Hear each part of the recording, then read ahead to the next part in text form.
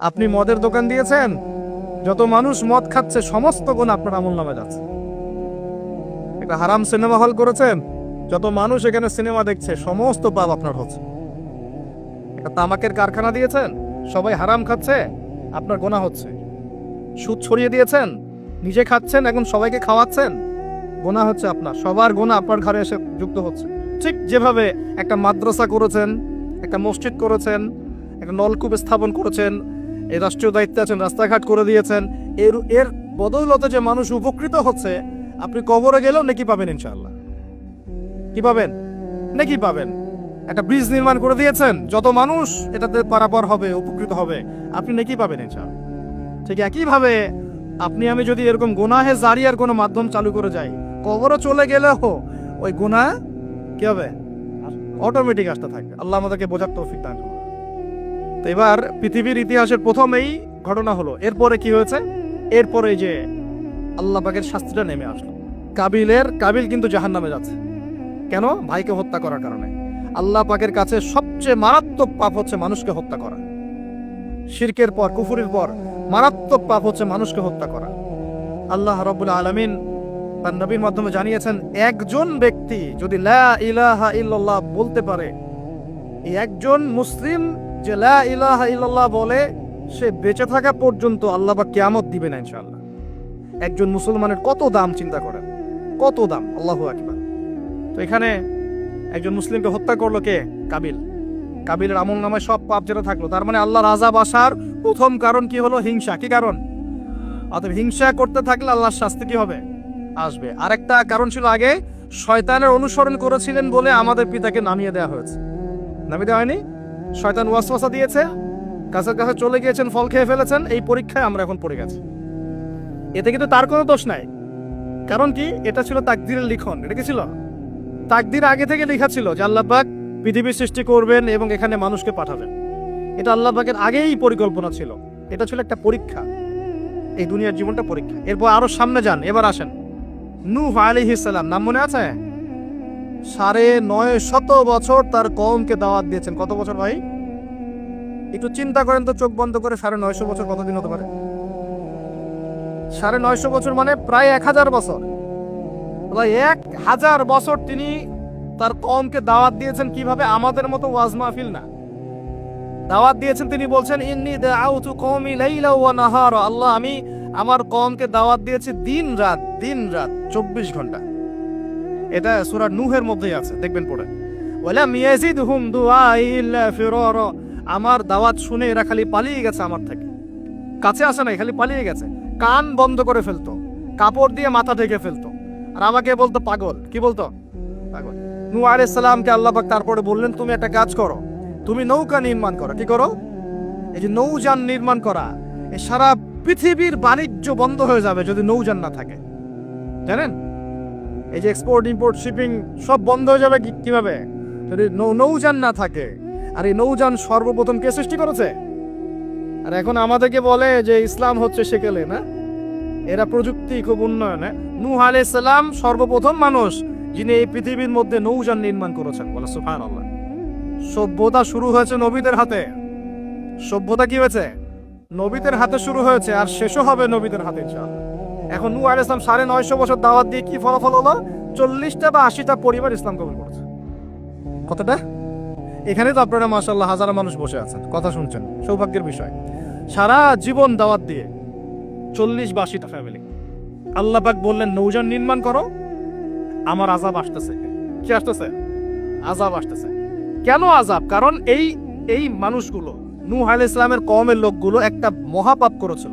তারা ওয়াদ্দা, ইয়াগুস, ইয়াউক, নাসর এরকম কিছু মূর্তি বানিয়ে নিয়েছিল, এবং এই স্ট্যাচুগুলোর তারা ওয়ার্শিপ করতো, উপাসনা করতো। এমনি এমনি উপাসনা করতো না, আপনাকে বুঝাচ্ছি। প্রথম যে প্রজন্মটা ছিল ওদের, ওই প্রজন্মকে শয়তান ওয়াসওয়াসা দিয়েছে কি, যে এই ওয়াদ্দা, ইয়াগুস, ইয়াউক, নাসর এই যে নামগুলো সূরা নূহে আছে, এই ব্যক্তিরা ছিল খুব পুণ্যবান সৎ ব্যক্তি, তারা খুব ভালো আল্লাহওয়ালা ছিল, আল্লাহর ওলি ছিল। শয়তান ওয়াসওয়াসা দিয়েছে যে তোমরা এই তাদের মূর্তি নির্মাণ করে মসজিদের বাইরে রেখে দিবে। মসজিদের কোথায়? বাইরে। যাওয়া আসার সময় ওদেরকে দেখলে একটা উৎসাহ আসবে যে আমরাও তাদের মতো হই। শয়তান এইভাবে নেক্সট স্রোতে ধোঁকা দিয়েছে। ওই জেনারেশন এই কাজটাই করেছে। এরপর আরো 100-200 বছর চলে গেছে, শয়তান এবার পরের জেনারেশনকে ওয়াসওয়াসা দিয়েছে, আরে তারা তো অনেক বড় বড় মানুষ ছিল, এখন মসজিদের বাইরে না, ওদেরকে ভিতরে ঢুকাও। এবার তারা ওই মূর্তিগুলো সব ভিতরে ঢুকানো শুরু করেছে। এটা হিস্ট্রি পড়ে দেখেন, তাফসির আছে, জালালাইন পড়ে দেখেন, ইবনে কাসির পড়ে দেখেন। তো এবার তারা ঢুকালো ভিতরে, সেজদা করছে না কিন্তু মূর্তিতে, তারা খালি রেখে দিয়েছে ভিতরে, যে তাদেরকে দেখবো, দেখে আমার ইবাদতে মনোযোগ আসবে। উদ্দেশ্য কিন্তু ভালো, উদ্দেশ্য কি ভালো। এবার এই প্রজন্ম যখন চলে গেল, পরের প্রজন্মকে শয়তান বলছে, আরে তারা আল্লাহর ওলি ছিল, তাদের কাছে চাইলেই পাওয়া যাবে। এবার সরাসরি সেজদা শুরু হলো মূর্তিতে। এইভাবে গ্র্যাজুয়ালি আস্তে আস্তে আস্তে আস্তে শয়তান প্রথম মূর্তি পূজা চালু করেছে বিশ্বের মধ্যে। বুঝলেন কিভাবে? নেক্সট শুরুতেই ধোকা দিয়েছে শয়তান। আমরাও এখন মুসলমানরাও সুবহানাল্লাহ, আমরাও এখন এগুলোর পিছনে পড়ে যাচ্ছি, পড়ছি না? সবার ঘরে ঘরে ছবি, মূর্তি এখন, সুবহানাল্লাহ। আর এই যে আমাদের সেলফি সংস্কৃতি, এটাও তো একটা মূর্তির অংশ হয়ে যাচ্ছে। প্রয়োজনীয় ছবি তোলা যায়, অপ্রয়োজনীয় ছবি তোলা কি দরকার আছে? মুসলিমরা কি করবে? আসসালামু আলাইকুম রহমতুল্লাহ, ওয়ালাইকুম আসসালাম রহমতুল্লাহ, মুসাফা করবে, মুসাফা থেকে ফারাই হওয়ার আগেই গুনাহ সব ঝরে পড়ে গেছে। এইটা সুন্নত। ভাই তাকান, দুই তাকান, ভাই হুজুর তাকান, কি দরকার আছে এগুলা? প্রয়োজন নাই। আর এগুলো আমাদের পরকালে বাঁচাবে না। পরকালে বাঁচাবে? যে নবীর যত সুন্নত অনুসরণ করবে, সে নবীর তত কাছে থাকবে। তো দেখেন, নূহ আলাইহিস সালামের সবচেয়ে বড় পাপ কি ছিল? ওই কওমের, নূহ আলাইহিস সালামের কওমের সবচেয়ে বড় পাপ কি ছিল? শিরকের পাপ। কিসের পাপ? শিরক আর কুফর। এর ফলে আল্লাহ পাক কি করলেন দেখেন, এরপর আল্লাহ পাক বলছেন, তুমি সবগুলোকে একজোড়া করে উঠাও নৌকায়। এখন যত এই যে প্রজাতির গাছপালা দেখছেন, পশু পাখি দেখছেন, সব একজোড়া একজোড়া করে তিনি উঠালেন। কোথায়? তাহলে চিন্তা করেন নৌকাটা কত বড় ছিল, বিশাল। আল্লাহু আকবার। সব একজোড়া করে উঠালেন। এরপর আল্লাহ রাব্বুল আলামিন বলছেন যে ফারাত্তা নূর, একদম মাটি ফেটে থলথল করে পানি বের হওয়া শুরু হলো, আসমান থেকে প্রবল বৃষ্টি বর্ষণ শুরু হলো। আল্লাহ সূরা হুদের মধ্যে বলছেন যে বৃষ্টির ফলে স্রোতগুলো এত উঁচু ছিল যে পাহাড়ের উপর দিয়ে উঠে যাচ্ছিল স্রোতগুলো, পাহাড়ের উপর দিয়ে পানির স্রোত যাচ্ছে। আর এই সময় নূহ আলাইহিস সালামের ছেলে, এক ছেলে, তার 4 ছেলে ছিল। কয় ছেলে? এক ছেলের নাম হচ্ছে হাম। হামের বংশধর হচ্ছে এই যে আফ্রিকান মানুষরা, কালো চামড়ার মানুষরা হামের বংশধর। এক ছেলের নাম শাম। শামের বংশধর হচ্ছে আরবরা, এই যে আরব পেনিনসুলা যারা থাকে, এরা শামের বংশধর। এক ছেলের নাম ইয়াফাস। ইয়াফাস হচ্ছে ইউরোপিয়ান যারা, পশ্চিমারা, এরা ইয়াফাসের বংশধর, রোমানরা। আরেক ছেলের নাম হচ্ছে কেনান। কি নাম? এই কেনান ওই পাহাড়ে উঠে বলছে যে পাহাড় আমাকে বাঁচাবে। কে বাঁচাবে? পাহাড়। আমার দরকার নেই ওঠার, তুমি যাও গা, পাহাড় আমাকে বাঁচাবে। নূহ আলাইহিস সালাম বলছেন যে আল্লাহ, আমার ছেলে, আমার আহাল, বাঁচাও তাকে। আল্লাহ পাক বলছেন, এরপর বিশাল এক ঢেউ আসলো, বাবা আর ছেলের মাঝখানে আড়াল করে ফেললো, শেষ নাই, সন্তানের সাথে আর দেখা নাই। নূহ আলাইহিস সালাম কান্নাকাটি করে বলছেন, আল্লাহ ইন্নাহু মিন আহলি, আমার ছেলে আমার পরিবারের একজন, আল্লাহকে মাফ করে দাও। আল্লাহ পাক ধমক দিয়ে বলছেন, লাইসা মিন আহলিক, সে তোমার পরিবারের কেউ না, সে তোমার পরিবারের। আল্লাহর কাছে এসব বংশ, রক্ত, রং, এসবের কোনো দাম নাই। কিসের দাম আছে? তাকওয়া, ঈমানের দাম আছে। নবীর সন্তান হয়েও যদি ঈমানদার না হয়, আল্লাহ পাক জাহান্নামে দিয়ে দিবেন, কোনো কিছু যায় আসে না আল্লাহ পাক। আলেমের সন্তান হয়েছেন, এত গর্ব কিসের? নিজের আমল, আকীদা, ঈমান আগে ঠিক করতে হবে। অমুক বক্তার ছেলে, অমুক আলেমের ছেলে, অমুক পীর সাহেবের দাদা, এগুলো দিয়ে পরকালে পার পাওয়া যাবে? নিজের ঈমান আমল ঠিক করতে হবে। নবীর সন্তান পার পাচ্ছে না, বলছে লাইসা মিন আহলিক, সে তোমার পরিবারের কেউ না। আল্লাহ বলছেন লাইসা মিন আহলিক, সে তোমার পরিবারের কেউ না। আল্লাহ পাক কোনো দয়াই করলেন না এখানে। কুফরের মধ্যে ছিল, ঈমান ছিল না, শিরক করেছে আমার সাথে, কিসের দয়া, কিসের খাতির? তো প্রিয় ভাইরা, এখান থেকে শিখলাম কি, যে নূহ আলাইহিস সালামের যুগে আযাব কি কারণে আসছে? শিরকের কারণে। আগে শিখলাম, প্রথমে মনে রাখবেন, 1 নম্বর শিখেছি শয়তানের তাবেদারি করার কারণে শাস্তি এসেছে, পরীক্ষা এসেছে, 1। 2 নম্বর হচ্ছে হিংসা, হিংসা বিদ্বেষের কারণে কি হয়েছে? আল্লাহ পাকের শাস্তি চলে আসছে। 3 নম্বর, এই যে শিরকের পাপের কারণে কি হয়েছে? আল্লাহর শাস্তি, গজব চলে আসে। আরো সামনে যান, আমি একটু শর্টে শেষ করবো ইনশাআল্লাহ। আরো সামনে যান, এবার আসছে আদ জাতি। কি নাম? আদ জাতির লোকেরা অনেক লম্বা চওড়া, এক একজনের দেহের এমন কাঠামো যে পাহাড় কেটে কেটে বাড়ি নির্মাণ করতে পারে। আমরা তো এখন ছোট না সাইজে, এখন এগুলো মানুষের কাছে মনে হয় যে রূপকথা, আসলে রূপকথা না এগুলা। কোরআন বলেছে ওরা এমন শক্তিশালী ছিল, তারা বলতো মান আশাদ্দু মিন্না কুওয়া, কে আছে আমাদের চেয়ে বড় শক্তিশালী? এবার হুদ আলাইহিস সালামকে পাঠানো হলো এদের মধ্যে হেদায়েতের বাণী নিয়ে। তো হুদ আলাইহিস সালাম দাওয়াতি কাজ করলেন, অল্প কিছু মানুষ ইমানদার হলো, বাকিরা কাফের থেকে গেল। আর যারা কাফের থাকলো তারা বলল যে নিয়ে আসো আল্লাহর আযাব দেখি, কত বড় আযাব আনতে পারো আনো দেখি। আল্লাহ রাব্বুল আলামিন তাদের ব্যাপারে বলেছেন যে ওয়ান্না আদুন, এবং আদ জাতির ক্ষেত্রে ফাহলাকনা বিরিহিন সরসরিন আতিয়া, প্রচন্ড ঘূর্ণিঝড় বাতাস দিয়ে ওদেরকে আমি উপরে ফেলে দিলাম। সুবহানাল্লাহ। মাত্র 6 দিন 7 রাত বাতাস প্রবাহিত হয়েছে, ঘূর্ণিঝড় বাতাস, এই ঝড় দিয়ে আল্লাহ পাক আদ জাতিকে উপরে ফেলে দিয়েছে। আল্লাহ বলছেন ওরা বাড়ির সামনে এমন করে পড়েছিল যেন মনে হচ্ছে যে ওই যে গাছের ডাল পড়ে থাকলে যেমন হয় না, খেজুর গাছের ডাল, ওই রকম করে পড়েছিল। বিশাল শক্তিধারী। কি অপরাধ ছিল ওদের? মান আশাদ্দু মিন্না কুওয়া, আমাদের চেয়ে শক্তিশালী আর কে আছে? এই যে অহংকার, এটা এটা কি অহংকার, বিগাইরি হক, অন্যায়ভাবে অহংকার প্রদর্শন করা। আর শিরিক কুফর তো ছিলই, ওটা তো ছিলই, পাশাপাশি এক্সট্রা অপরাধ ছিল অহংকার করা। আরেকটা কাজ করতো ওরা অহেতুক বিভিন্ন কনস্ট্রাকশন নির্মাণ করতো, অহেতুক পাহাড় কেটে ওইটা, এটা কেটে ওইটা, মানে বিভিন্ন সৌধ ভাস্কর্যরা নির্মাণ করা শুরু করতো, অহেতুক কোনো কাজ না, অপচয়। এই অপচয় ছিল ওদের একটা পাপ। এই পাপের কারণে আল্লাহ পাক আদ জাতিকে একটা সমূলে উৎপত্তি করে ফেলেছে, শেষ। এরপরে আসলো সামুদ জাতি, ওই জাতিকে আল্লাহ পাক পাঠালেন ওখানে সালেহ আলাইহিস সালাম। সালেহ আলাইহিস সালাম সেখানে গিয়ে দাওয়াত দিলেন। আল্লাহ পাক দোয়া কবুল করে একটা উটনি পাঠিয়েছেন। এই উটনিটা তোমাদের জন্য বরকত নয়, ওকে টাচ করবে না, ও থাকলে তোমাদের মধ্যে রিজিক প্রশস্ত হবে, তোমরা ভালো থাকবে। এখন ওখানকার মধ্যে এক নেতা, সে গিয়ে ওই উটনিটাকে জবাই করে খেয়ে ফেলছে। কথা বুঝতে পারছেন? আর এমনি তো অহংকার করতোই, শারীরিক শক্তি বেশি ছিল। তারা বলতো, এরাও বলতো মান আশাদ্দু মিন্না কুওয়া, আমাদের চেয়ে শক্তিশালী আর কে আছে? হ্যাঁ, আরেকটা কাজ তারা করতো, ওয়াইদা বাতাসতুম জাব্বারিন, তারা মানুষকে খুব নির্মম ভাবে প্রহার করত। কি করত? যে মারামারি করেন এখন মানুষ, নির্মম ভাবে মানুষকে মারে না, হকি স্টিক দিয়ে এইখানে সেইখানে, কোন কোন ক্ষেত্রে রিমান্ডে কি মাইকটা মারা হয় না। এই যে মানুষকে মারা আল্লাহ পাক খুব অপছন্দ করেন, বিনা বিচারে মানুষকে মারা আল্লাহ পাক কঠিন অপছন্দ করেন। ওই আদ জাতি আর সামুদ জাতি মানুষকে নির্মম ভাবে পিটাইত। ওয়াইদা বাতাসতুম, আল্লাহ সূরা আপনার শুআরার মধ্যে বলছেন, ওয়াইদা বাতাসতুম, তোমরা যখন কাউকে পিটাও, বাতাসতুম জাব্বারিন, কঠিন পিটান পিটাও, তোমরা কঠিন মাই মারো একদম। আল্লাহ পাক খুব অপছন্দ করেন আদম সন্তানকে হাত তোলা। আর আমরা তো কিছু হলে গালে থাপ্পড় মারি না, এটা করি না? এই হাদিসটাও মনে রাখবেন, মানুষের গালে মারা নিষেধ আছে, জানতেন? মানুষের চেহারার মধ্যে মারা নিষেধ আছে। এই গালে চর মারা, গালে নাকে ঘুষি মারা, এই জিনিসগুলো নিষেধ আছে। কারণ এই চেহারাটা আল্লাহ রাব্বুল আলামিন, মানে আদম সন্তানের এই স্ট্রাকচারটা আল্লাহ রাব্বুল আলামিন সূরা সাদের মধ্যে বলেছেন, খলাকতু বিয়াদাই, আমি নিজ হাতে সৃষ্টি করেছি। সুবহানাল্লাহ। আর সেই মানুষকে তোমরা এমন নির্মম ভাবে কেন মারবে? সারা বিশ্বের দিকে তাকায় দেখেন, এখন প্রত্যেকটা জায়গায় রক্ত ঝরছে। কাদের? মুসলিমদের। কাদের? মুসলিমদের। আল্লাহ পাক আমাদেরকে বোঝার তৌফিক দান করুন। আর আল্লাহ পাক কোরআনে কি বলছেন? যদি কোনো মানুষ একজন মানুষের জীবন বাঁচায়, সে যেন পুরো মানব জাতিকে বাঁচানো। এত পছন্দ আল্লাহর কাছে জীবন বাঁচানো। আর কেউ যদি কোনো মানুষকে অন্যায়ভাবে হত্যা করে, সে যেন পুরো মানব জাতিকে হত্যা করলো। আল্লাহ আমাদেরকে হেফাজত করুন। এখন খুন খুব সহজ হয়ে গেছে, মারামারি খুব সহজ হয়ে গেছে। হ্যাঁ, ভাই ভাইকে হত্যা করতেছে, ছেলে বাবাকে হত্যা করতেছে, বোন বোনের সাথে ভাইয়ের দ্বন্দ্ব, ভাই বোন মারামারি, প্রতিবেশী মেয়ে নিয়ে, সম্পত্তি নিয়ে, মাদক নিয়ে, কিশোর গ্যাং নিয়ে, কত কি হচ্ছে এখন। মানুষের জীবন সস্তা হয়ে যাচ্ছে না এখন। আল্লাহ পাক এগুলো কিয়ামতের আলামত।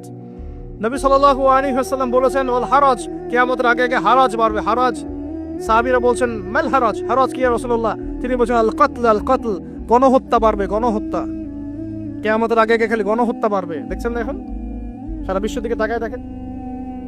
যাই হোক, এই আদ এবং সামুদ জাতিকে আল্লাহ পাক ধ্বংস করলেন। এখন সামুদ জাতিকে ধ্বংস করলেন কেন? অহংকারের কারণে, কুফর শিরকের কারণে এবং মানুষকে পিটানোর কারণে। আল্লাহ বলছেন ওদেরকে ধ্বংস করেছি কি দিয়ে? সাইহাতান ওয়াহিদা। এটা ভালো করে মনে রাখবেন, সাইহাতান ওয়াহিদা মানে একটা শব্দ দিয়ে, প্রচন্ড দ্রুম একটা শব্দ, খালি এই এক শব্দে সবার কানের পর্দা ফেটে ফুটে জান বের হয়ে গেছে। আল্লাহু আকবার। এক শব্দে মানে ওদেরকে আলটিমেটাম দেওয়া হয়েছিল, তোমরা কি ফিরে আসবে? ওরা বলছে যে কি শাস্তি আসো নিয়ে আসো। তখন আল্লাহ পাক বলছেন 3 দিন সময় দিচ্ছি, 3 দিন যা করার করে নাও। এই 3 দিন যে আল্লাহ সময় দিয়েছেন, এই 3 দিনে ওরা তওবা করে ফিরে আসে নাই, বরং এই 3 দিন ভোগ বিলাস করেছে, একটা পশু জবাই করেছে, খেয়েছে, মেয়েদেরকে নাচিয়েছে, মদ পান করেছে, 3 দিন ভোগ বিলাস ফুর্তি করেছে। মানে দু হাতে চাপাও হাত পেতে নাও, এরকম চিন্তা। যা আছে এখন লুটে খাও, পরেরটা পরে দেখা যাবে। এই চেতনা আমাদের মধ্যে আছে না অনেকের মধ্যে? যা আছে এখন ভোগ করে নাও, কালকে যা হবে দেখা যাবে। হ্যাঁ, কালকে যা হবে দেখা যাবে, এখন যা আছে নাও, ভোগ করো। এই চিন্তা ছিল ওই 3 দিন সামুদ জাতির। ওরা ভোগ বিলাসে লিপ্ত হলো। হঠাৎ সকালবেলা ত্রুম শব্দ, পুরো বিশ্ব, ওদের পুরো রাষ্ট্রটা কেঁপে উঠলো এবং সবগুলো মারা গেল। একটা শব্দে সব মারা গেল। সূরা কমার পরে দেখেন, সাইহাতান ওয়াহিদা, একটা মাত্র শব্দ দিয়ে আল্লাহ ধ্বংস করেছেন। তার মানে আল্লাহ ধ্বংস করলেন পানি দিয়ে, আল্লাহ ধ্বংস করলেন বাতাস দিয়ে, এবার ধ্বংস করলেন শব্দ দিয়ে, বিদ্যুতের শব্দ দিয়ে। কেন ধ্বংস করলেন? পাপগুলো মনে রাখবেন, অহংকার, কুফর, শিরিক, আর কি হিংসা। তারপরে বললাম এই যে মানুষকে মারা, হ্যাঁ, শয়তানের তাবেদারি, মানুষকে মারা, এগুলো মনে রাখবেন। পাপগুলো মনে রাখতে হবে মাথার মধ্যে, কোন কোন পাপ, এবং এগুলো থেকে বাঁচতে হবে আমাদেরকে ইনশাআল্লাহ। আর একটু সামনে যাই, বিরক্ত হচ্ছেন নাকি? আচ্ছা, আলোচনা একটু লম্বা হলো, সমস্যা আছে? আচ্ছা, আরো সামনে যান। ফেরাউন এবং তার দলবলকে আল্লাহ পাক ডুবিয়ে মারেছেন না? কি পাপের কারণে? অহংকার। সে বলেছিল আনা রব্বুকুমুল আলা, আমি তোমাদের মহান রব। কে বলেছিল? আমি তোমাদের মহান রব। কে বলেছিল? ফেরাউন। আনা রব্বুকুমুল আলা। আল্লাহ পাক শুধু তাকে না, তার পুরো দলবলকে ধসিয়ে দিয়েছে। কোথায়? এই লোহিত সাগরে ডুবিয়ে মেরেছে। কওমে মাদিয়ান। কি নাম? এই মাদিয়ান কওমের সাথে আমাদের এখনকার এই সমকালীন প্রেক্ষাপটটা জড়িত আছে। কওমে মাদিয়ান নামে একটা কওম ছিল, যে কওম আদ জাতি সামুদ জাতির পরে এসেছে। মুসা আলাইহিস সালামের সমসাময়িক সময়ে তারা পৃথিবীতে ছিল। এবং এই মাদিয়ান কওম সম্পর্কে আল্লাহ পাক বলছেন সূরা আনকাবুত এবং অন্যান্য সূরায় 4টা আয়াত বলছেন। কয়টা আয়াত? এই 4টা আয়াত আল্লাহ পাক বলছেন ফাকাযযাবুহু, এই কওম শুআয়ব আলাইহিস সালামকে অস্বীকার করলো। ফাআখাযাতহুমুর রাজফাতু ফাসবাহু ফি দারিহিম জাসিমিন। আল্লাহ বললেন এই কওমে মাদিয়ান শুআয়ব আলাইহিস সালামকে অস্বীকার করলো এবং তাদেরকে পেয়ে বসলো একটা ভূমিকম্প। কি পেয়ে বসলো? পৃথিবীর ইতিহাসে সর্বপ্রথম যে কওমকে ভূমিকম্প দিয়ে ধ্বংস করা হয়েছে তার নাম কওমে মাদিয়ান। কি নাম? কওমে মাদিয়ান। প্রশ্ন হচ্ছে কেন ভূমিকম্পের শাস্তি আসলো? উত্তর, আল্লাহ পাক ওদের কয়েকটা পাপ বলছেন। এক নাম্বার আল্লাহ ওদেরকে বলছেন ওয়াজিনু বিল কিসতাসিল মুস্তাকিম, তোমরা ওজনে সঠিকভাবে মাপ দিবে। কওমে মাদিয়ান মাপে কম দেওয়ার একটা পাপের কারণে ভূমিকম্পের শাস্তি এসেছে। কোরআন কথা বলছে। এই সমস্যা সমাজে আছে কি নাই?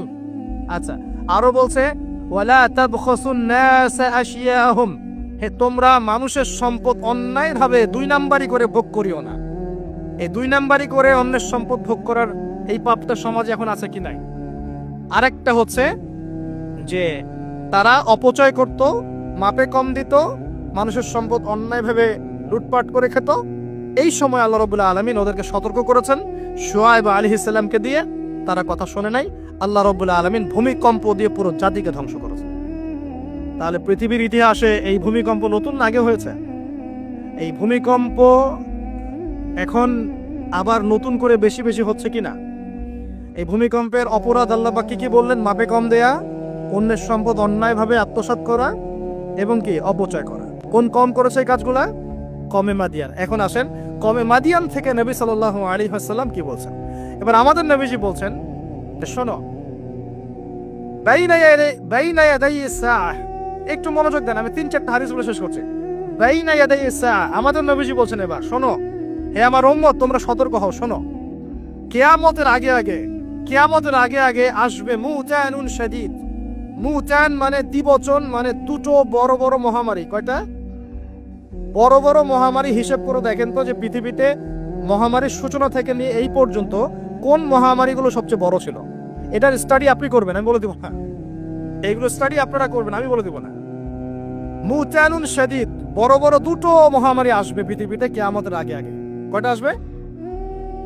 ওয়া বা'দাহু, এবং এই মহামারীর পরে আসবে। এই মহামারীর পরে আসবে, একটা মহামারী গেছে। আচ্ছা, এই মহামারীর পরে আসবে, নাউজুবিল্লাহ, এই মহামারীর পরে আসবে সানাওয়াতু সালাসিল, সানাওয়াতু সালাসিল, আরবি যারা বোঝেন বুঝবেন। সানা, সানা মানে হচ্ছে একটা বছর। সানা মানে কি?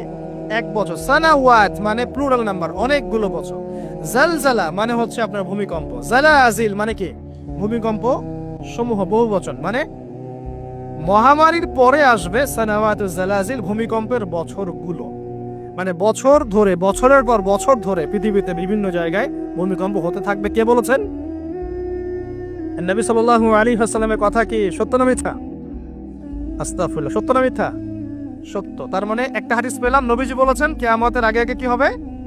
ভূমিকম্পের বছরগুলো আসবে। ভূমিকম্প আসবে না, ভূমিকম্পের বছরগুলো আসবে। একটা হাদিস মাথায় নেন। 2 নাম্বার, নবীজি বলছেন কিয়ামতের 10টা আলামত আছে। কয়টা? 10টা। তার মধ্যে 1 নাম্বার আলামত হচ্ছে দাজ্জাল। কি নাম? দাজ্জাল। আচ্ছা, ওইদিকে আলোচনা নিচ্ছে না আজকে। 2 নাম্বার হচ্ছে ইয়াজুজ আর মাজুজ, এটাও অন্য লেকচারে শুনে নিন। 3 নাম্বার ঈসা আলাইহিস সালামের আগমন। 4 নাম্বার দাব্বাতুল আরদ, জমিন থেকে প্রাণী বের হবে। 5 নাম্বার ইয়েমেন থেকে আগুন বের হবে। ইয়েমেন থেকে আগুন বের হবে। 6 নাম্বার দুখান, ধোঁয়া, ধোঁয়া দিয়ে পৃথিবী ছেয়ে যাবে।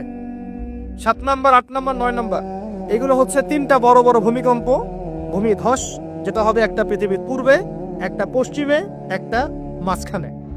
পৃথিবীর পূর্বে মানে এই পুরো আমাদের সাবকন্টিনেন্ট সহ পুরো পূর্ব দিক, একদম ইন্দোনেশিয়া, মালয়েশিয়া, সব জায়গা পূর্ব দিক। পশ্চিম মানে পুরো পশ্চিমা সভ্যতা। আর মাঝখান মানে এই জাজিরাতুল আরাবিয়া, মাঝখান। এই 3টা ভূমিকম্প হবে পৃথিবীতে, এখনো আসা বাকি আছে। বড় বড়, এগুলোতে ভূমি কাঁপবে না, ভূমি ধসে যাবে। কি হবে? নবীর কথা কি ভুল হবে? আর শেষটা হচ্ছে এই পূর্ব দিক থেকে, পশ্চিম দিক থেকে সূর্য উদিত হবে এবং মানুষের তওবার দরজা বন্ধ হয়ে যাবে। তওবা করে লাভটা। এই 10টা বড় বড় মধ্যে 3টা পেয়েছেন ভূমিকম্প। তাহলে পেলাম যে ভূমিকম্পের বছরগুলো আসবে। আরো পেলাম কি বড় বড় 3টা হবে, পূর্বে একটা, পশ্চিমে একটা, মাঝখানে একটা। আর কোন পাপের কারণে হবে সেটা কিন্তু অন্য আয়াতগুলোতে আমরা দেখলাম। আচ্ছা, সামনে আসেন। এবার নবী সাল্লাল্লাহু আলাইহি ওয়াসাল্লাম বুখারীর এক হাদিসে বলছেন, আবু হুরায়রা রাদিয়াল্লাহু আনহু থেকে বলছেন, তিনি বলছেন যে লা তাকুমুস সাআ, কিয়ামত ততদিন পর্যন্ত হবে না। এই হাদিস দুটো একটু মনোযোগ দিয়ে শুনুন। কিয়ামত ততদিন পর্যন্ত হবে না যতদিন পর্যন্ত না ইউকবাদুল ইলম, জ্ঞানটাকে উঠিয়ে নেওয়া হয়। জ্ঞান কি হয়? উঠিয়ে নেওয়া হয়। নবী আরো বলছেন ইউকবাদুল ইলম ওয়া তাকসুরু জালাজিল, এবং বেশি বেশি ভূমিকম্প না হচ্ছে। 2 নম্বর কি? বেশি বেশি ভূমিকম্প না হচ্ছে। ওয়া ইয়াতাকারাবুজ জামান, এবং সময় কাছাকাছি চলে না আসছে। এই জায়গায় আমি একটু স্টাডি করতে গিয়ে একটা অদ্ভুত জিনিস দেখলাম, যে একটা রিসার্চ বলছে, সায়েন্সের রিসার্চ বলছে যে প্রতিটা ভূমিকম্পে পৃথিবীর গতির মধ্যে একটা পরিবর্তন হয়। প্রতিটা ভূমিকম্পে পৃথিবীর গতির মধ্যে একটু একটু পরিবর্তন হয় এবং সময় সংক্ষিপ্ত হয়ে আসে। সময় কি হয়? সংক্ষিপ্ত হয়ে আসে। পৃথিবীর ভিতরে আছে, নিচে আছে কিন্তু আগুন। কি আছে? আগুনের স্তর আছে। একদম নিচে একটা ইনার কোর মানে একটা জায়গা আছে, ইনার কোর বলে। এখন সাম্প্রতিক গবেষণা বলছে যে ইনার কোর আগে যেদিকে ঘুরতো এখন তার বিপরীত দিকে ঘোরা শুরু করেছে। আল্লাহু আকবার। তাহলে এটা মিলে যাচ্ছে না? ভূমিকম্পের সাথে পৃথিবীর ঘূর্ণন সম্পৃক্ত এবং জামান, সময়টাও সম্পৃক্ত। তো নবী যেটাই বলছেন যে ওয়াতাকসুরু জালাজিল, বেশি বেশি ভূমিকম্প হবে, ওয়াতাকারাবা জামান, এবং সময় কাছাকাছি চলে আসবে। অন্য হাদিসে আসছে বছর যাবে মাসের মতো, মাস যাবে সপ্তাহের মতো, সপ্তাহ যাবে দিনের মতো। তিনি আরো বলছেন ওয়ায়ুযহারুল ফিতান, এবং সমস্ত রকম ফিতনা ফাসাদ দেখা যাবে। দেখা যাচ্ছে না? এবং ওয়াল হারাজ, এবং বেশি বেশি হত্যাকাণ্ড হবে। সাহাবীরা বলছেন যে মাল হারাজ ইয়া রাসূলুল্লাহ, হারাজটা কি ইয়া রাসূলুল্লাহ? তিনি বলছেন আল কতল, আল কতল, হত্যা, হত্যা, গণহত্যা, এগুলো হচ্ছে হারাজ। এবং তোমাদের ধন সম্পদ বাড়তে থাকবে, ফায়াফিদু, ধন সম্পদ উপচে পড়বে। এখন এখানেও পেলাম যে ভূমিকম্প কিয়ামতের অন্যতম কি আলামত। আরেকটা হাদিসে নবীজি বলছেন, আর 2টা হাদিস বাকি আছে আজকের মতো। নবীজি বলছেন, এই হাদিসটা আসছে ইবনে মাজাহ, এটার হাদিস নাম্বার 4020 নম্বর হাদিস। নবীজি বলছেন যে লা ইয়াশরাবান্না নাস মিন উম্মতি আল খামর, আমার উম্মতের, ভালো করে শোনেন যুবকরা, ভালো করে শোনো, আমার উম্মতের মানুষ, এক শ্রেণীর মানুষ মাদক দ্রব্য পান করবে। কি পান করবে? নবীজি বলছেন আমার উম্মতের একটা অংশের মানুষ মাদক দ্রব্য পান করবে, ওয়ায়ুসাম্মুনাহা বিগাইরি ইসমিহা, কিন্তু মাদক দ্রব্যের নাম পরিবর্তন করে অন্য নাম দেয়া শুরু করবে। বুঝতে পারলাম? এখন কে বলে মাদক? আমরা বলি এখন হুইস্কি, রাম, আর কি ভাই, ইয়াবা, হ্যাঁ কত নাম বের হয়েছে। নবীজি বলছেন ওই মানুষগুলো যারা মাদকদ্রব্য পান করে নাম ভিন্ন দিবে, তাদের কানের পাশে বাদ্যযন্ত্র বাজবে। এখন কানের পাশে বাদ্যযন্ত্র বাজে কিভাবে? তোমার ব্লুটুথ আর ইয়ারফোন দিয়ে। বুঝতে পারো নাই মনে হয়? এইভাবে শব্দ আসলো কিভাবে হাদিসের মধ্যে? নবীজি এভাবে শব্দ প্রয়োগ করলেন কেন? ওয়ায়ুযাফু আলা রুউসিহিম বিল মাআজিফ, তাদের মাথার পাশে কানের পাশে বাদ্যযন্ত্র কেমন করে বাজবে? তোমার কানের ভিতরে ঢুকানো আছে বাদ্যযন্ত্র, আছে না? এই যে এটা এই জামানার সাথে সম্পৃক্ত। ওয়াল মুগান্নিয়াত মানে হচ্ছে ওই যে গায়িকা নর্তকী, এবং তারা গায়িকা নর্তকীদেরকে নিয়ে সময় কাটাবে। আল্লাহ পাক তাদেরকে শাস্তি দিবেন কিভাবে? ইয়াখসিফুল্লাহু বিহিমুল আরদ, নাউযুবিল্লাহ। আল্লাহ পাক ওই মানুষগুলোকে সহ জমিনটাকে ধসিয়ে দিবে একেবারে। কি পাপের কারণে? মাদক দ্রব্য খাওয়া এবং তার নাম ভিন্ন করে হালাল করে খাওয়া। আস্তাগফিরুল্লাহ। 2 নম্বর হচ্ছে বাদ্যযন্ত্র, কি কানের পাশে বাদ্যযন্ত্র প্লে করা। আর মুগান্নিয়াত মানে হচ্ছে নর্তকী গায়িকাদেরকে নাচানো।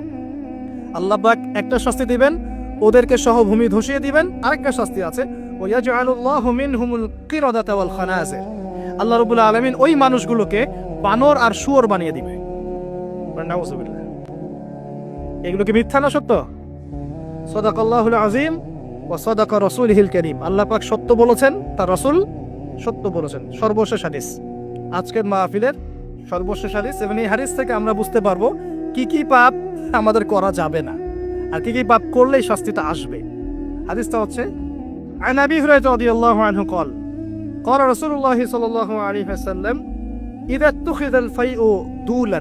ভালো করে শুনেন, নবী সাল্লাল্লাহু আলাইহি ওয়াসাল্লাম বলেছেন, যখন গনিমতের মাল বা রাষ্ট্রীয় সম্পদগুলোকে ব্যক্তিগত মাল মনে করা হবে। এক নম্বর কি? যখন গনিমতের মাল বা রাষ্ট্রীয় যুদ্ধলব্ধ সম্পদগুলোকে নিজের মনে করা হবে। ওয়াল আমানাতু মাগনামান, এবং আমানত রাখা হলে সেটাকে কি মনে করা হবে? গনিমত। আমানত রাখা হলে গনিমত মনে করে খেয়ে ফেলবে, মানে লুট করে খাবে। ওয়াজ যাকাতু মাগরামান, এবং যাকাত, এই যাকাতের বিধানটাকে খুব বোঝা মনে করা হবে। যাকাত খুব বার্ডেন, খুব বোঝা। 3 নম্বর 4 ওয়াতুল্লিমা লিগাইরিদ দ্বীন, দ্বীনের জ্ঞান বিবর্জিত শিক্ষা চালু করা হবে। সুবহানাল্লাহ। মিলতেছে কি না? দ্বীনি জ্ঞান বিবর্জিত, ধর্ম বিবর্জিত শিক্ষার প্রচলন হবে। ও আতআর রাজুলু ইমরাআতাহ, এবং এই যে পরিবারের কর্তা যারা আছে এরা সব মহিলার আঁচল ধরে বসে থাকে। বুঝতে পারতেছেন না? পরিবারের কর্তারা স্ত্রীদের আঁচল ধরে ঘুরবে। আর কি করবে?